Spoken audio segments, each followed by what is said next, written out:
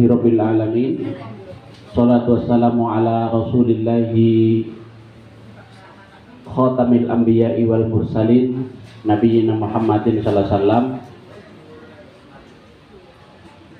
Qala Allah Ta'ala fi kitabihil karim, a'udzu billahi minasyaitonir rajim. Bismillahirrahmanirrahim. Ya ayyuhalladzina amanu taqullaha haqqa tuqatih wa la tamutunna illa wa antum muslimun. Amma ba'du. Bapak Ibu yang kami hormati, tadi bersama-sama kita sudah mengikuti arahan dari Ibu Direktur, Bu Dr. Yani, dan tentu kita perlu memperhatikannya demi kemajuan rumah sakit kita ini. Saya tertarik dengan yang beliau sampaikan berkaitan dengan komunikasi efektif. Itu menjadi sesuatu yang sangat penting memang ya. Sedikit perlu kami sampaikan Bu Yeni sebelum memasuki ke materi inti kita sesuai dengan materi yang sudah dibagikan, bahwa komunikasi itu ada unsur-unsurnya, karena kebetulan kami juga sehari-hari bergelut di bidang komunikasi umat gitu. Jadi yang perlu kita pahami bahwa komunikasi itu ada unsur komunikator, ya, orang yang menyampaikan pesan. Lalu kemudian ada komunikan, orang yang menerima pesan. Kemudian yang berikutnya adalah pesannya itu sendiri, ya, isi atau kontennya itu apa. Lalu kemudian media atau salurannya apa. Dan yang kelima adalah impact, dampak yang diinginkan dari penyampaian pesan itu apa, kan gitu. Tentu kita berharap pesan-pesan yang disampaikan Ibu Direktur tadi dapat kita pahami, lalu kita cerna secara utuh, lalu bisa kita laksanakan dengan sebaik-baiknya. Saya akan minta waktu 10 menit, kita akan simulasikan terlebih dahulu. Kita akan game sebentar, 10 menit saja Bu Yeni. Mohon izin gitu. Saya mohon bantuan ibu-ibu 10 relawan, bapak-bapak 10 relawan. Monggo. Nanti yang berkenan untuk menjadi relawan saya doakan cepat dapat melaksanakan ibadah haji dan umroh. Monggo. Silakan ke depan dan nanti salah satu saya minta untuk menghadap ke sini ke depan. Monggo. Ibu-ibu belum ada? Ya, bapak-bapak dipimpin oleh Pak Eko Cahyono ini sudah. Monggo. 10 saja, 10 saja. Ya, monggo 10 saja. Hadiahnya nggak main-main ini Bapak Ibu. Umroh ya. Umroh ya. Saya kebetulan juga salah satu pengelola biro travel umroh. Nanti kita akan mintakan diskon khusus gitu. Iya. 10. Kurang pas. 10 menit saja. Ya. Sudah ada 10, ini belum 10. Ya. 1, 2, 3, 4, 5, 6, 4 lagi Bu, 4 lagi. Ya.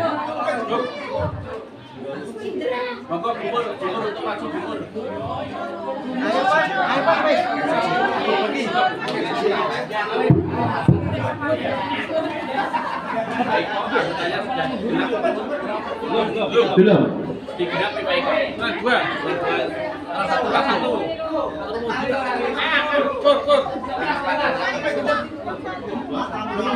Monggo.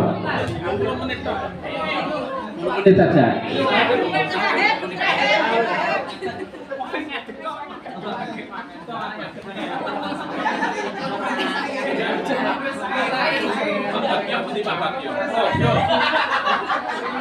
Pak.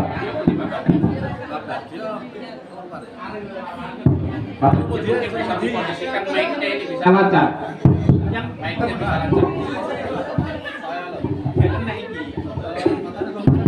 Nah ini perwakilan dari bapak-bapak satu dan ibu-ibu satu maju ke depan untuk diberikan kode voucher umrohnya seperti apa ya. Jadi namanya.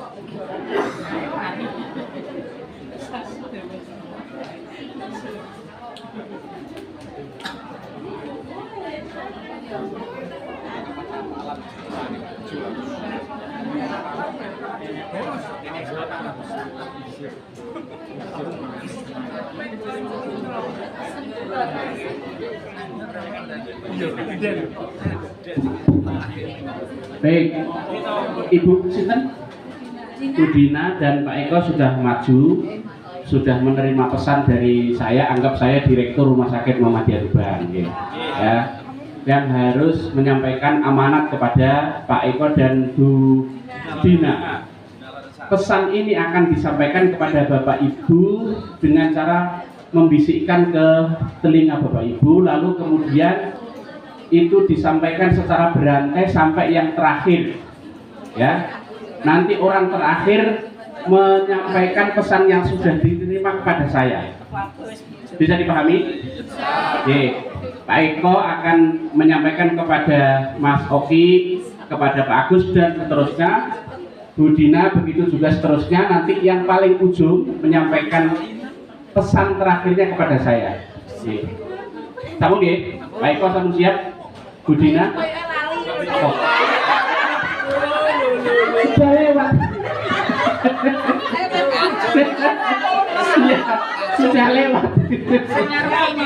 Iya, ya. Kita mulai, monggo.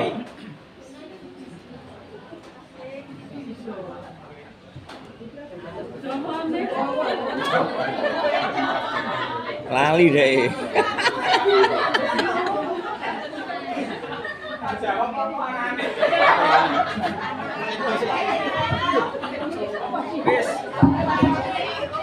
Alamat kene yo anak saiki. Kok wakil tenan.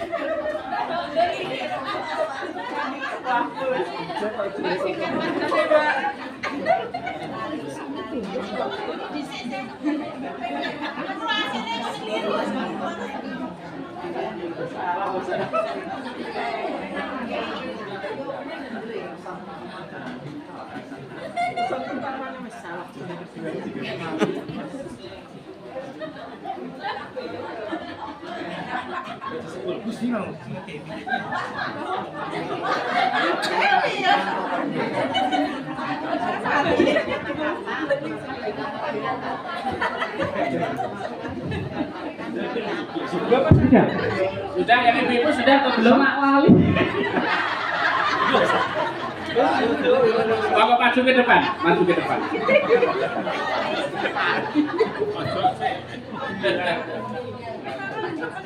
Ya, ojo ngeceng iki.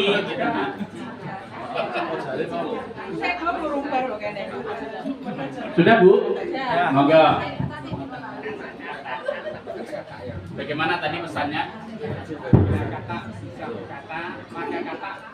Kata apa? Bila kata bisa berkata, maka kata berkata apa? Bila ada kata-kata-kata, maka dikatakan kata.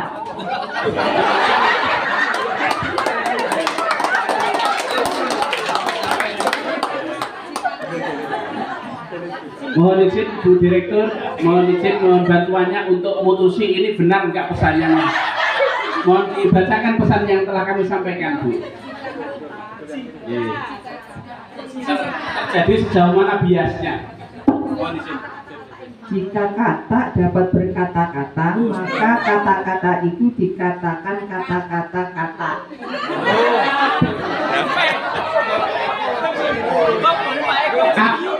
Ada yang mirip-mirip atau jauh sekali tadi? Jauh, Iya, ternyata pesan yang kita sampaikan bias, tidak sampai secara utuh, ya. Jadi pesannya terjadi bias. Nah, kita akan evaluasi bersama-sama. Bapak Ibu, kita berikan aplaus yang meriah kepada teman-teman kita.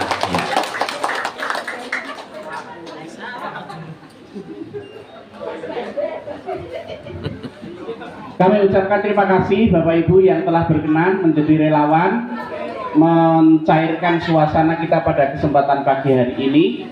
Ya, kita membuktikan bahwa ternyata komunikasi itu tidak selalu mudah.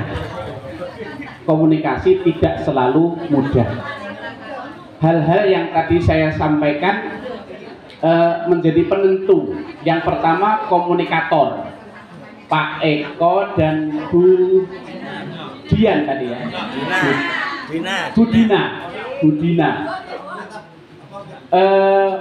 Nampaknya Pak Eko dan Bu Dina menyampaikan pesannya dari saya sudah tidak utuh. Gitu.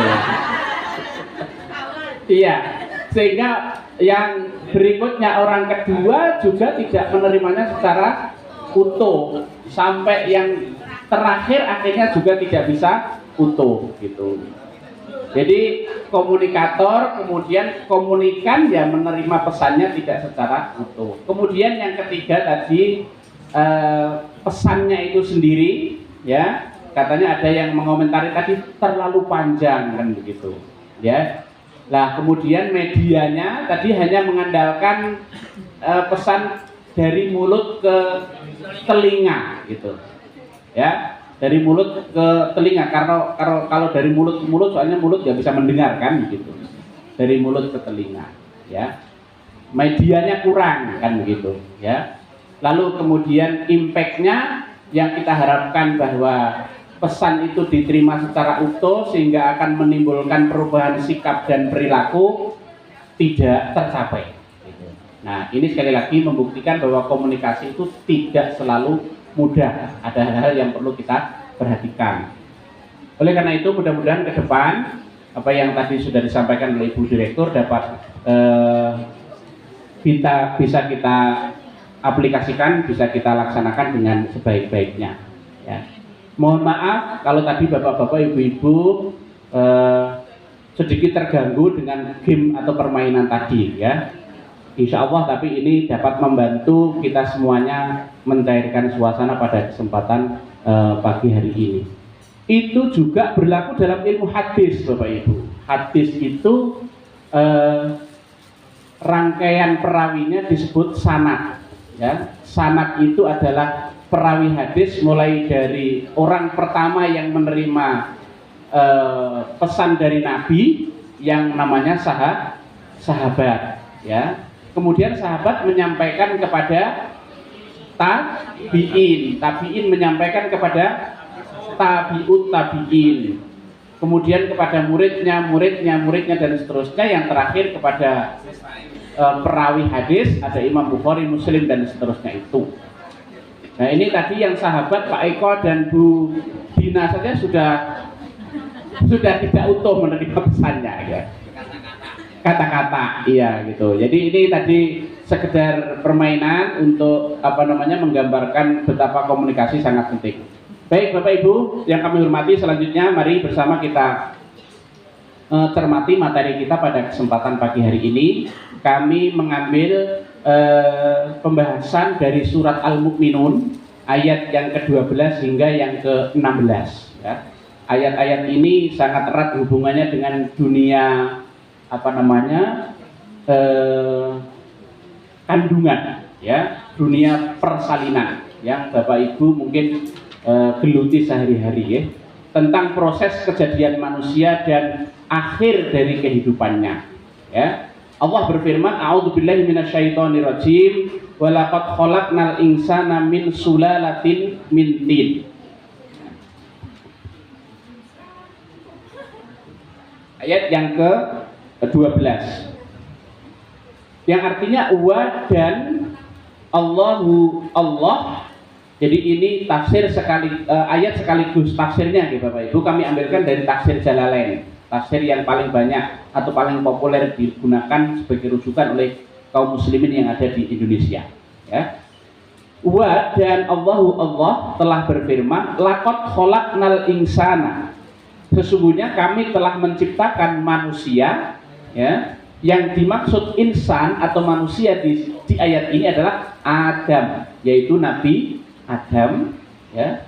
Min sulalatin, dari suatu saripati. Ya, sulalah itu artinya adalah saripati.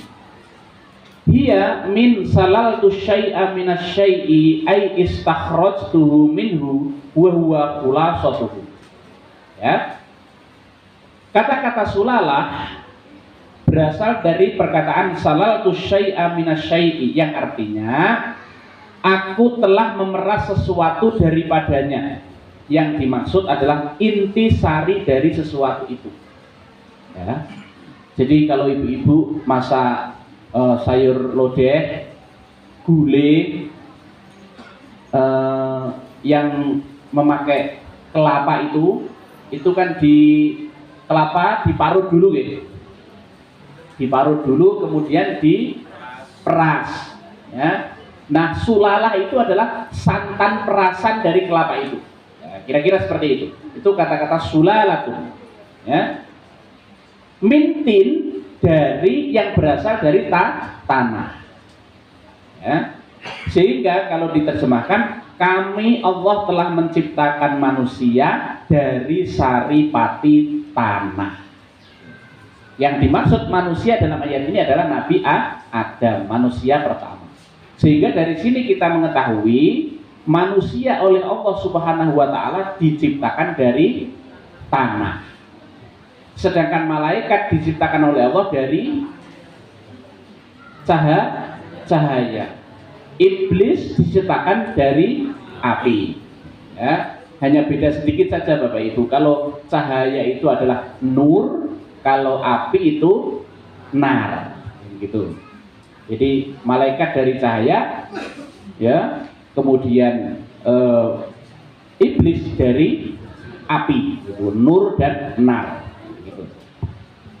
Nah, ini yang perlu kita pahami. Jadi bapak moyang kita Nabi Adam diciptakan oleh Allah dari tanah, dari saripati tanah.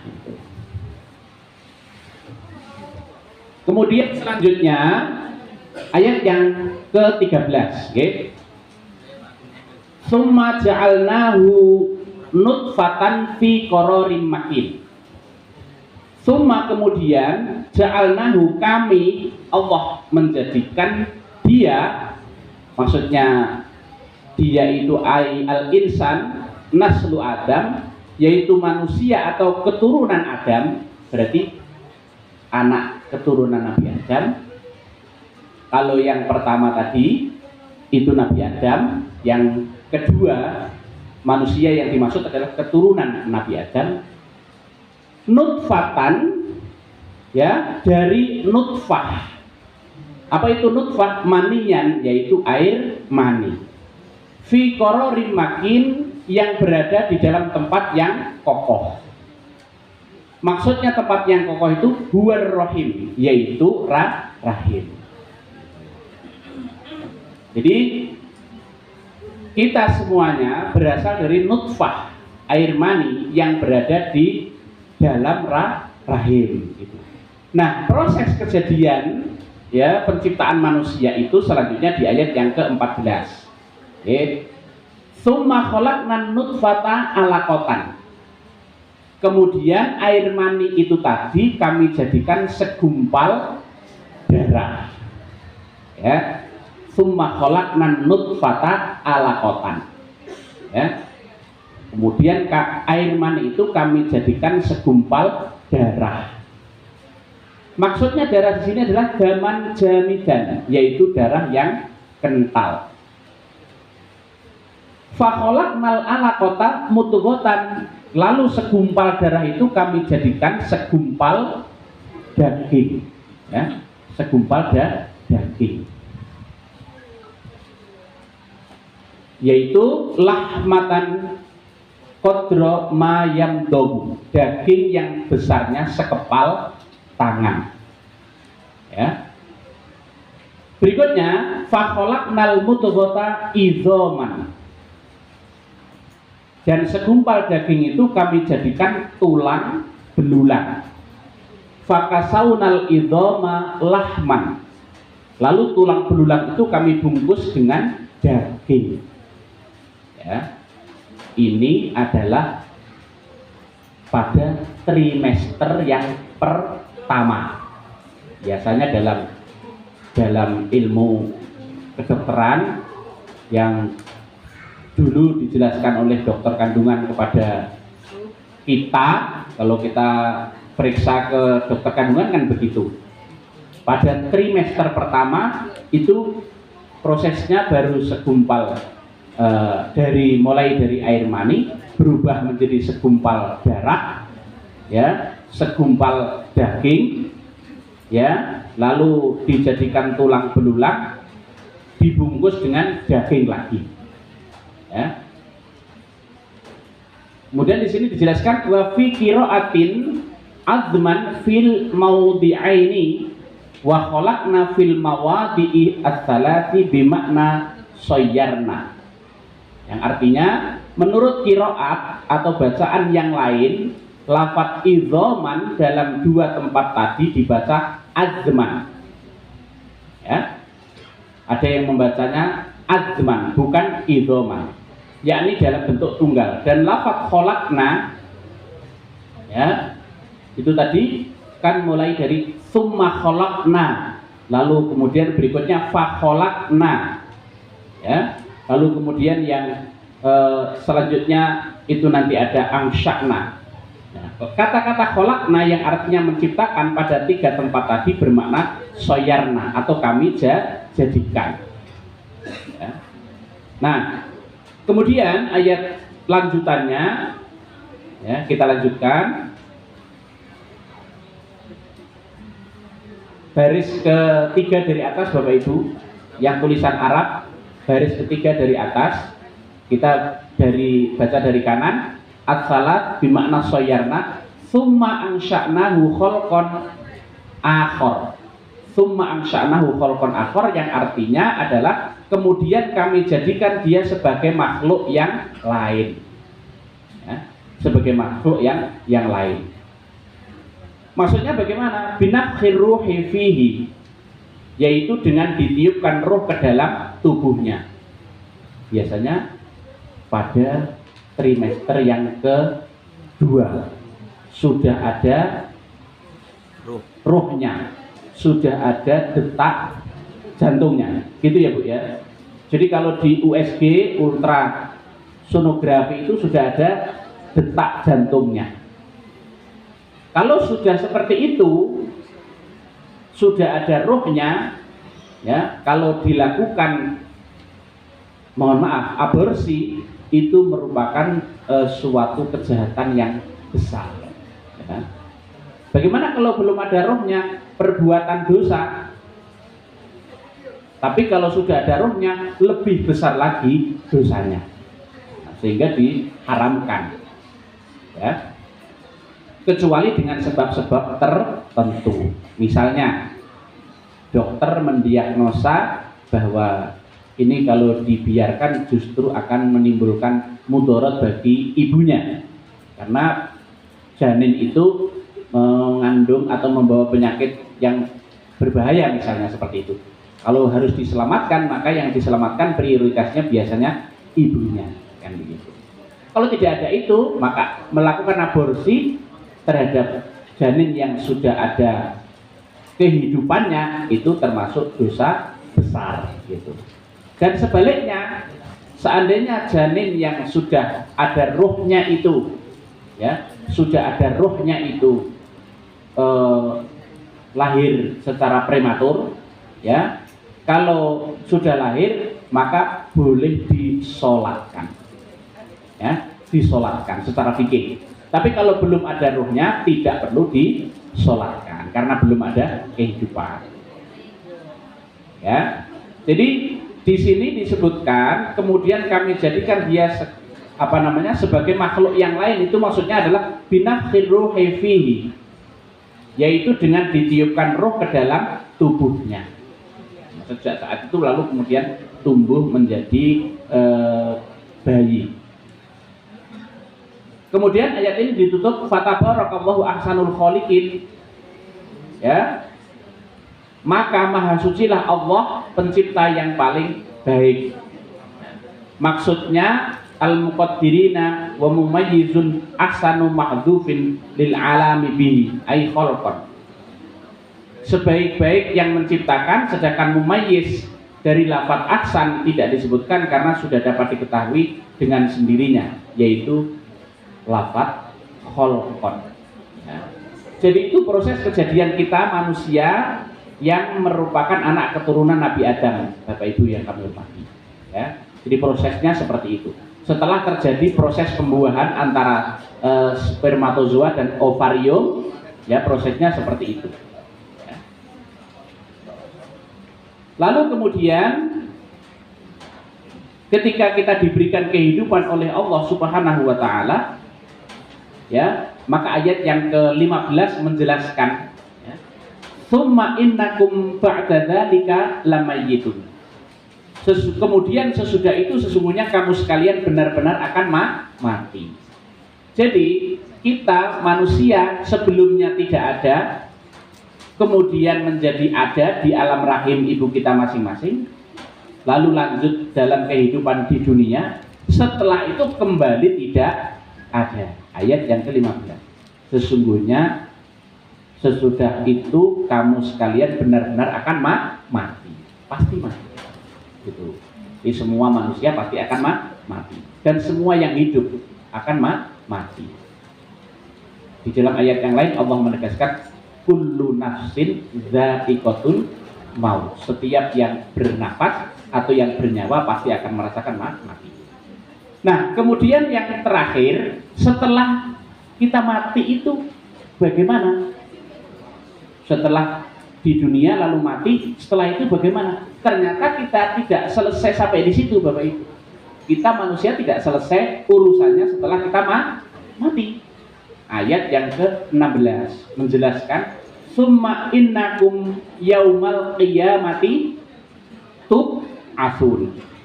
Kemudian sesungguhnya kamu sekalian akan dibangkitkan di hari kiamat. Jadi setelah kita tidak ada alias mati, kemudian kita akan ada lagi atau dihidupkan lagi di hari kiamat. Untuk apa? Lil hisabi wal jazai. Untuk menjalani hisab atau perhitungan amal dan menerima pembalasan dari setiap amal yang kita kerjakan. Ya. Nah, ayat-ayat ini Bapak Ibu yang kami hormati, selanjutnya kita hubungkan dengan ayat 28 dari surat Al-Baqarah. Nah, ini sangat berhubungan.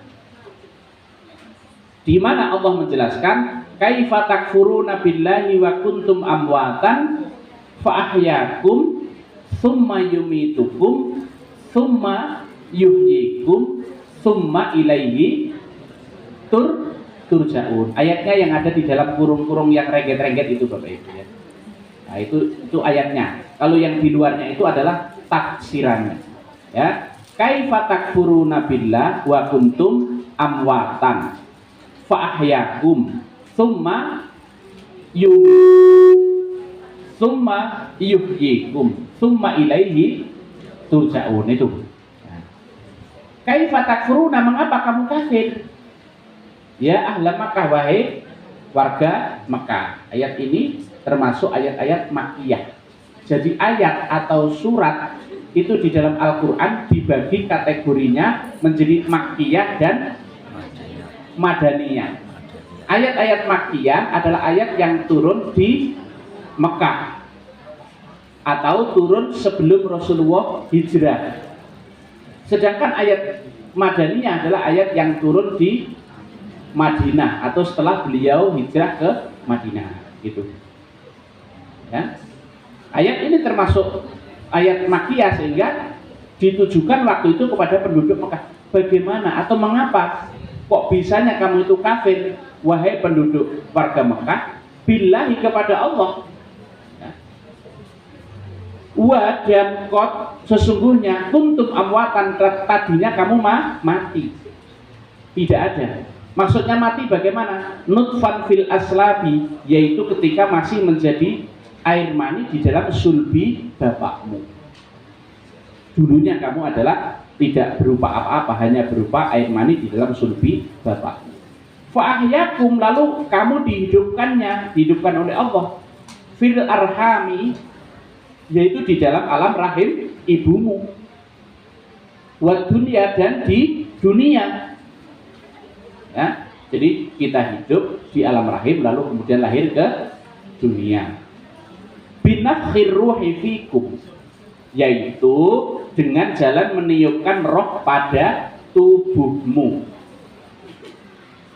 Ya, kan ada juga janin atau bakal bayi yang kemudian tidak jadi hidup, ya, ke kuburan, kan ada juga kalau dikehendaki Allah seperti itu. Nah, kita, ya, dikehendaki oleh Allah hidup di alam rahim kemudian hidup di dunia ini.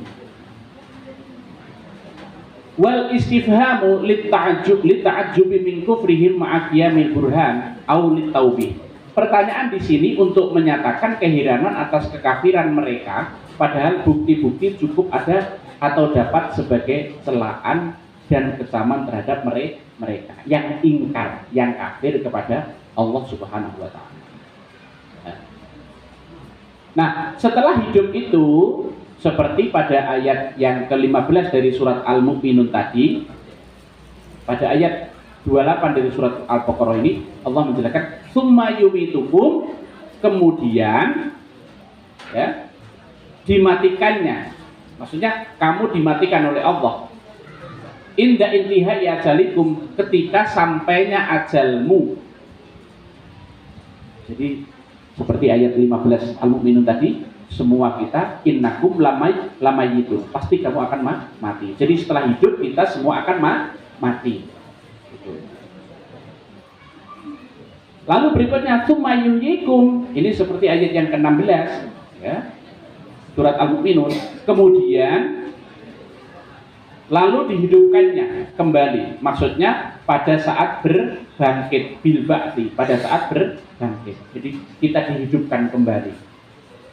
Lalu yang terakhir, summa ilaihi turja'un, kemudian kamu dikembalikan kepadanya Allah. Ya. Untuk apa? Turadduna ba'dal ba'si fayujazikum bi'amalikum. Ya. Jadi setelah berbangkit itu dibalasnya amal perbuatan. Jadi itulah perjalanan hidup kita semua Bapak Ibu manusia, dari tidak ada menjadi ada, menjadi tidak ada, menjadi ada lagi yang terakhir. Jadi manusia kalau sudah mati bukan selesai urusannya, itu justru awal kehidupan kita kedua yang sesungguhnya. Itu yang harus kita pahami. Ya. Jadi oleh karena itu, maka karena kita sudah ditakdirkan oleh manusia, kita harus pahami dari mana kita berasal, saat ini kita berada di mana, lalu mau kemana. Ini pertanyaan-pertanyaan yang terkait dengan filosofi kehidupan kita yang harus kita pahami, lalu kita sikapi dengan benar, sehingga kita bisa melakukan segalanya dengan benar. Jangan sampai menjadi tersesat dan rugi. Ya.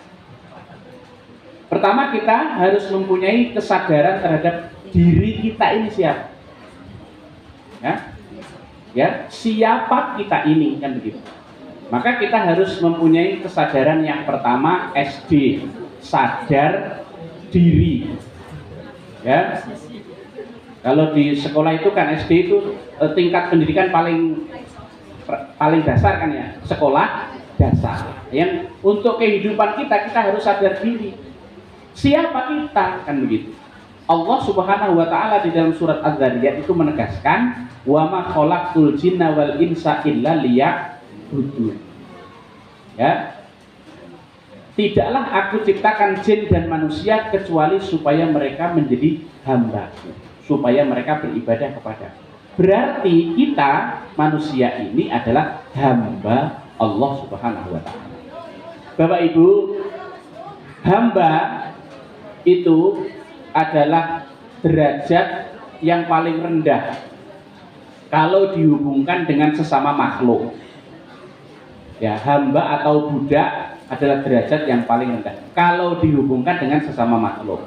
Ya, budak bagi tuannya, budak bagi benda yang sangat disayanginya, budak bagi jabatan yang dikejarnya. Itu sesuatu yang sangat rendah. Tapi kalau kita menjadi hamba Allah, justru sebaliknya, itu adalah derajat yang paling mulia, gitu. Nah, Allah memerintahkan kita hidup di dunia ini sebagai hambanya. Illa liya'budun, kecuali agar mereka manusia dan jin itu menyembah kepada. Ini dalam hubungan kita dengan Allah secara vertikal, secara individual. Bagaimana hubungan kita sesama manusia dan alam raya? Pada ayat yang lain Allah menjelaskan, wa idz qala rabbuka lil malaikati inni ja'ilun fil ardi khalifah. Ingatlah ketika Tuhanmu berfirman kepada para malaikat, sesungguhnya aku hendak menjadikan di muka bumi ini seorang khalifah. Yang dimaksud itu adalah Nabi Adam. Jadi manusia diciptakan oleh Allah di alam raya ini dalam hubungannya dengan sesama manusia adalah sebagai khalifah.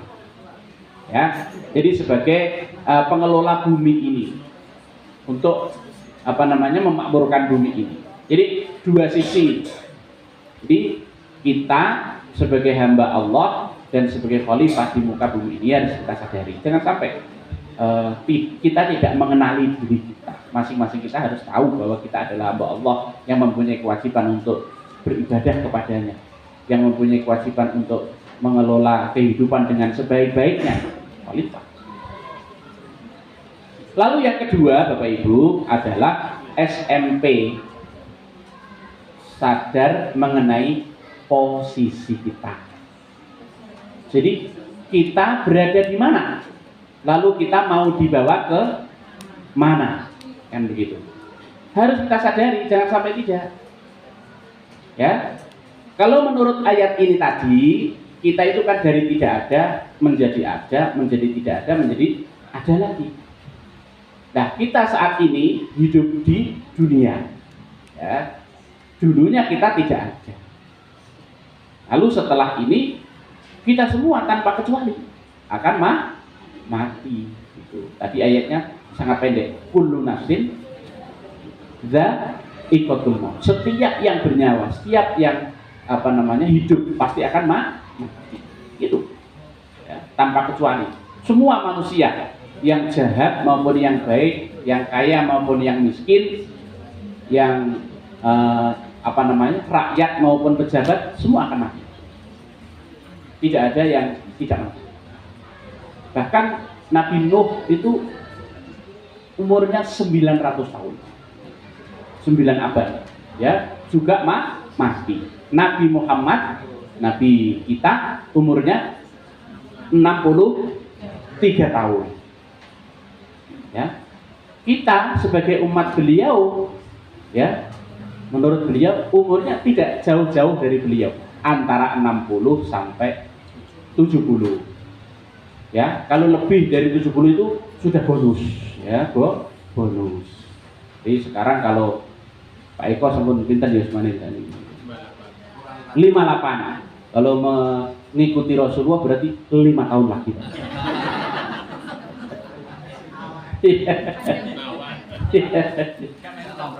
Iya, ya. Itu bisa bisa segitu, bisa kurang, bisa lebih. Tapi yang penting kan bukan seberapa usia kita saat ini, tapi tinggal berapa kan gitu, tinggal berapa sih sisanya kan gitu. Nah itu kita harus sadari ya, jadi bahwa kita saat ini berada di dunia, lalu kemudian setelah di dunia kita akan menuju alam yang lainnya, yaitu alam akhirat kan gitu. Jadi sadar mengenai posisi atau sekolah menengah pertama kalau di sekolah itu. Jadi kita harus sadari posisi kita saat ini di mana. Jangan sampai kita hidup ini seolah-olah hidup terus atau di dunia terus, jangan, bahaya itu. Kita tidak benar nanti orientasi hidup kita. Kita bisa disorientasi. Ya. Lalu kemudian yang keempat yaitu sadar mengenai akibat atau SMA. Ya. Sadar mengenai akibat. Ya. Jadi selain kita menyadari posisi kita saat ini berada di mana, lalu mau dibawa kemana, kita juga selalu harus menyadari apa akibat perbuatan yang kita kerjakan. Kita mengerjakan ini akibatnya bagaimana, kita mengerjakan ini konsekuensinya bagaimana, harus kita sadari. Ya. Nah, masing-masing ada balasannya. Seperti ayat yang ini tadi 16 tadi. Tsumma innakum yaumal qiyamati tubatsun, atau di ayat 28 tadi tsumma ilaihi turja'un tadi itu. Jadi semua kita akan mendapatkan balasannya. Nah, oleh karena itu kita harus mempunyai sikap yang benar. Bagaimana seharusnya kita hidup? Apa yang harus kita kerjakan? Ya. Menurut tuntunan Rasulullah SAW, ketika kita hidup di dunia, ya harus menyadari, ya beliau berpesan kepada kita Bapak Ibu, ya beliau bersabda, ish ma syi'ta fa innaka mayyitun. Ya, jadi hiduplah kamu di dunia ini, tapi kamu pasti akan mati. Wa'mal ma syi'ta fa innaka majziyun bih. Ya, dan berbuatlah kamu sesukamu, tetapi kamu pasti akan mendapatkan balasannya. Nah, kemudian beliau juga bersabda, kun fit dunya ka'annaka gharibun au abiru sabilin. Jadilah kamu hidup di dunia ini seperti orang yang asing atau orang yang sedang dalam perjalanan. Ya, ini pesan beliau yang perlu kita ingat-ingat. Mari Bapak Ibu kami lafadzkan kemudian ditirukan oleh Bapak Ibu semuanya, ya. Kun fit dunya ka'annaka gharibun au abiru sabilin. Sekali lagi, kun fit dunya ka'annaka gharibun au abiru sabilin. Itu maksudnya, ya, jadilah kamu di dunia atau hiduplah kamu di dunia seolah-olah kamu orang asing, ya, seolah-olah orang asing. Jadi dalam benak pikiran kita hidup di dunia ini sebagai orang asing. Bagaimana orang asing? Ya, orang asing pasti dia mempunyai pikiran tidak akan tinggal di tempat itu selama-lamanya, kan begitu? Namanya juga orang asing. Seperti kalau kita berkunjung ke suatu tempat yang bukan tempat kita. Misalnya kita sedang umroh, ya, maka pasti kita di sana hanya untuk menjalankan umroh. Setelah selesai menjalankan ibadah umroh, kembali lagi ke tanah air, kan begitu. Nah, di dunia kita juga begitu. Au abiru sabilin, atau seperti orang yang sedang dalam perjalanan. Koyodini wong mampir ngombe. Jadi seperti orang yang mampir ngombe, singgah sejenak, kemudian mampir ngombe, setelah itu berjalan lagi, musafir, kan begitu. Nah, kita di dunia juga begitu Bapak Ibu. Jangan sampai kita mempunyai pikiran, Pak Eko tadi 58, ya itu tadi, oh sebentar lagi 60, sebentar lagi 63, wah mungkin itu sudah saatnya saya kembali kepada Allah, mempersiapkan diri begitu. Diri kemudian diberikan oleh Allah lebih, ya bersyukur, ditambahi lagi ibadahnya, ya kalau perlu umroh bolak-balik, ya kan begitu, ya. Karena Rasulullah menjelaskan al-umratu ilal umrati kafaratun lima bainahuma. Umroh satu ke umroh yang berikutnya dapat menggugurkan dosa-dosa yang ada di antara keduanya. Saya doakan Bapak Ibu semuanya dapat menjalani ibadah umroh.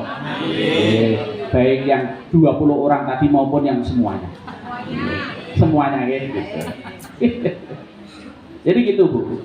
Ya, panduan bagaimana seharusnya kita hidup di dunia. Nah, kemudian sadar mengenai akibat juga begitu. Rasulullah memberikan tuntunan kepada kita. Ya. Isma syi'ta fa innaka mayyitun wa'mal ma syi'ta fa innaka majziyun bi. Monggo.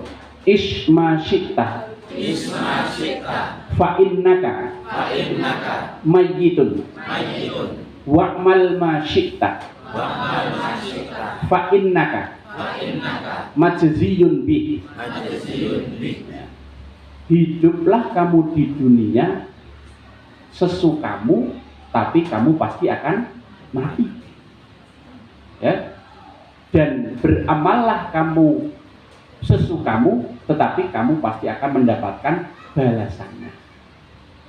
Jadi boleh saja kau cintai dunia, tapi ingat satu saat kau akan meninggalkannya.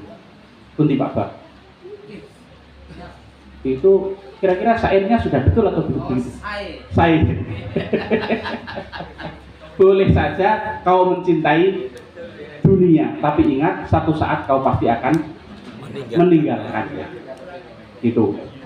Ya, kalau ada yang kurang-kurang liriknya nanti diluruskan Abah begitu. Oke. Kemudian juga begitu. Ya. Berbuatlah apa yang engkau suka, tetapi ingat bahwa semua itu akan ada balasannya. Semua itu akan ada balasannya. Yang baik maupun yang jahat, yang lurus maupun yang sesat, semua akan ada balasannya. Ya, jadi harus kita pahami seperti itu. Karena kalau tidak begitu kita bisa lepas kontrol, out of control. Jadi kita ngawur saja hidup ini tanpa ada kendali dan kendala, sehingga tahu-tahu sudah menyesali diri, gitu. Jangan sampai segala kenikmatan yang diberikan oleh Allah kepada kita gunakan untuk sia-sia, lalu tiba pada saatnya ketika kita sudah kembali kepada Allah baru menyesal. Seperti ayat yang bunyinya, ya ayyuhalladzina amanu la tulhikum amwalukum wala auladukum an dzikrillah. Wahai orang-orang yang beriman, janganlah kamu menjadi binasa disebabkan oleh hartamu dan anak-anakmu. Ya. Jadi jangan sampai hal itu menjadi penyebab kecelakaan. La tulikum amwalukum wala auladukum an dzikrillah. Wa may yaf'al dzalika fa ulaika humul khasirun. Barang siapa yang melakukan hal itu, dia termasuk orang-orang yang merugi. Oleh karena itu kita kemudian diingatkan oleh Allah pada ayat berikutnya, wa anfiqu mimma razaqnakum min qabli ayyati ahadakumul maut fayaqula rabbi laula akhartani ila ajalin qarib fa asaddaqa wa akum minas sholihin. Dan berbelanjalah, berinfaklah dari apa yang kami rezekikan kepadamu sebelum datangnya suatu hari kepada salah seorang di antara kamu kematian, kemudian dia mengatakan, ya Tuhanku, ya, kenapa engkau tidak tunda kematianku sebentar saja, ya, lalu aku akan bersedekah dan menjadi orang yang soleh. Jadi setelah manusia itu menghadap Allah, menemui ajalnya, dia baru menyadari, ternyata selama ini saya telah menyia-nyiakan segala kenikmatan dari Allah. Harta benda tidak aku infakkan, anak-anak tidak aku didik dengan sebaik-baiknya. Ya, fayaqula rabbi laula akhartani ila ajalin qarib. Ya Tuhanku, kenapa engkau tidak tunda kematianku sebentar saja? fa'asaddaqa, lalu aku akan bersedekah, wa akum minas sholihin, dan menjadi orang yang soleh. Wala yu'akhirallahu nafsan idza jaa ajaluha, dan Allah itu tidak akan menunda seseorang ketika sudah tiba ajalnya, ya sudah, tidak akan ditunda lagi waktunya. Nah, sebelum saat-saat seperti itu datang, maka kita tadi sadar mengenai akibat atau SMA.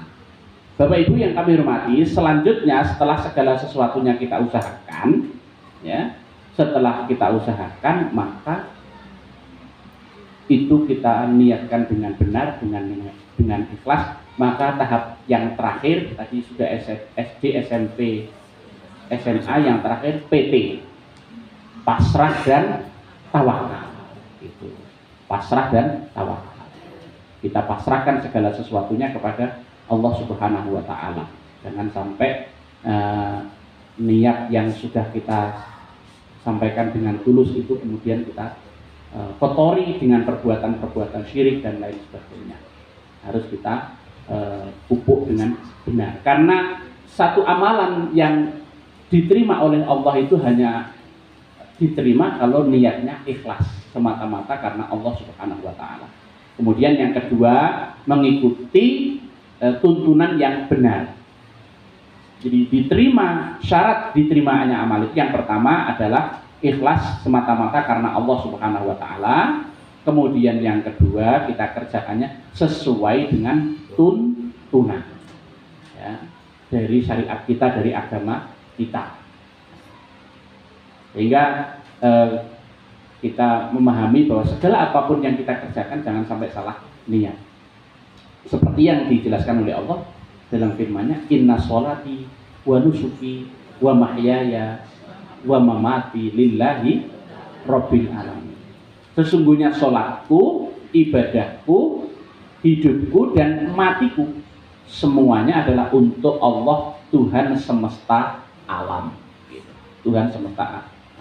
Sehingga kalau sudah seperti itu, kita kembali kepada konsep siapa diri kita tadi itu, bahwa semua yang kita kerjakan itu selalu bernilai ibadah, ya, tidak ada yang tidak bernilai ibadah. Seperti yang kami jelaskan pada pertemuan sebelumnya, bahwa ibadah itu ada dalam pengertian sempit, yaitu segala bentuk penyembahan kita kepada Allah secara ritual itu harus full sesuai dengan tuntunan Rasulullah. Kemudian yang kedua, segala bentuk kebaikan yang kita kerjakan, yang kalau kita niatkan untuk mendapat ridho Allah, itu juga ibadah. Seperti layananku ibadahku, gitu. Jadi sudah tepat slogan kita ini. Jadi segala bentuk layanan kita, ya, di rumah sakit kita ini bentuk ibadah kita kepada Allah SWT. Bentuk ibadah kita karena kita yang kedua tadi sebagai khalifah itu harus menjalankan fungsi-fungsi sosial dengan sebaik-baiknya. Maka tidak ada yang tidak bernilai ibadah. Mudah-mudahan Allah meridhoi kita semuanya dengan ibadah kita ini, ya, dan kita terhindar dari segala bentuk penyakit hati yang sudah kita bahas juga, ya. Lalu kemudian kita istiqomah di dalam kebaikan, sehingga pada akhirnya nanti kita semua akan mengakhiri kehidupan kita dalam keadaan husnul khotimah. Amin ya rabbal alamin.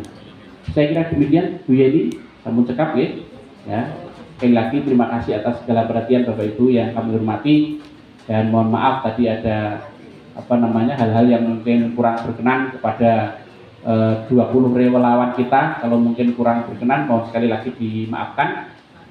Dan insya Allah apa yang kita kaji ini diiringi dengan doa dari malaikat, karena setiap majelis ilmu di mana di sana dibahas ayat-ayat Allah, dilantunkan sholawat kepada Rasulullah, diiringi oleh doa dari malaikat. Bagaimana Pak? Oh gitu, monggo. Ada yang perlu disampaikan, ditanyakan? Masih ada waktu sedikit, nanti sampai jam 11 kita.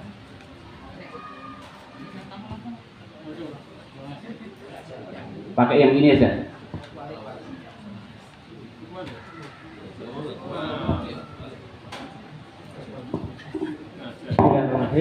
langsung saja merespon yang tadi gitu akan Pak Seon selepas dari 20 orang tadi mengenai umroh Pak ya. Saya cerita dulu sebelum saya dipindah ke bagian umroh. Kemarin waktu itu saya kumpul sama teman-teman, Pak Cito, nanti kalau ada masuk umroh program apa Pak? Setelah saya baca program yang saya baca di Pak Ojang itu sudah lengkap, artinya ngaji dan sebagainya, dan termasuk kegiatan juga disambung di handle SD. Artinya apa? Program saya tinggal cuma sedikit saja. Cuma saya punya bayangan, nggak tahu otomatis, dan tadi nyambung auranya sama Pak Doa Pak Seon. Ketika saya jawab, Mbak, saya insya Allah mau, nggak tahu nanti begitu mudah-mudahan merespon. Kepengen konco karya ini bisa umroh semuanya. Pertanyaan saya yang kepada diri saya, bolehkah ketika kita mau berangkat umroh kemudian membuat sistem iuran gitu Pak? Kemudian nanti yang pesertanya yang aturan berangkatnya itu lewat undian siapa yang dulu, tetap ada iurannya itu. Bolehkah melakukan seperti itu? Terima kasih. Maksudnya arisan begitu ya Pak Rosito ya? Sejenis arisan begitu. Iuran tiap bulan berapa itu ya? Oh, Cuma berangkatnya itu biasa, berangkatnya itu ya, berangkatnya itu dari tabungan bersama atau dari sendiri? Tabungan bersama, akhirnya ya tabungan bersama ya. Jadi misalnya ada 10, karena kalau ditanggung sendiri itu tidak cukup dari 10 begitu. Tapi Bergantian. iya. Bolehkah mengadakan undian tuh? Kan tidak mungkin bersamaan gitu. Waktunya terlalu lama gitu. Oke. Saya kira itu teknis saja ya. Yang penting disepakati bersama ya. Disepakati bersama. Dan kalau boleh disarankan sebaiknya kesepakatan itu tertuang dalam tulisan gitu. Nanti misalnya belum gilirannya umroh meninggal misalnya, itu bagaimana, kan juga harus dipertimbangkan apakah jatuh kepada ahli warisnya atau seperti apa. Karena kalau haji itu kan ada istilah pelimpahan. Pelimpahan itu biasanya karena orang yang sudah mendaftar itu meninggal dunia atau sakit tetap yang secara istitoah sihiyah, istitoah kesehatan tidak memungkinkan, misalnya lumpuh dan sebagainya. Itu dikenal istilah pelimpahan menurut undang-undang seperti itu. Nah, itu tentu juga perlu kita kita hitung, kita antisipasi Pak Rujito begitu. Saya kira prinsip secara syariah tidak ada masalah gitu. Kan sama saja dengan kalau kita menabung untuk diri kita sendiri setiap hari, lalu kemudian kita sudah niat untuk umroh itu kan begitu, untuk haji itu kan begitu. Dan bahkan itu juga sudah dipahalai oleh Allah Subhanahu wa taala. Insya Allah kalau kita sudah mempunyai azam, niat yang kuat, itu akan dimudahkan oleh Allah Subhanahu wa taala. Tidak ada yang tidak mungkin, ya, tidak ada yang tidak mungkin. Semuanya akan dimudahkan. Yang penting kita sudah punya niat. Itu salah satu program yang saya kira perlu diwujudkan agar bisa kita laksanakan bersama. Ngoten Pak Rujito. Terima kasih Pak. Nggih. Moga mungkin ada lagi yang lainnya, Bapak Ibu.